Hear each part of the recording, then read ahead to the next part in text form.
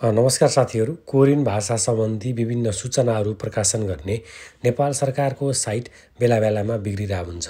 अब पछिल्लो समय त अझै एक दिन बिराएर बिग्रिन लागेको छ। मैले अहिले हेर्दा पनि त्यो साइट खुलिरहेको छैन। नर्मल्ली दिनमा त्यस्तै 4-5 हजारले हेर्नुहुन्छ होला, त्यो साइट भिजिट गर्नुहुन्छ होला, त्यति पनि गर्नुहुन्न होला। विभिन्न सूचनाहरू प्रकाशन गर्दाखेरि चाहिँ त्यतिको भिजिट हुन्छ होला, नत्र खासै भिजिट नहुने साइट पनि राम्रो बनाउन सकिरहेको छैन नेपाल सरकारले। पछिल्लो समय सरकारप्रति जनताहरूको नकारात्मकता बढ्दै गएको छ।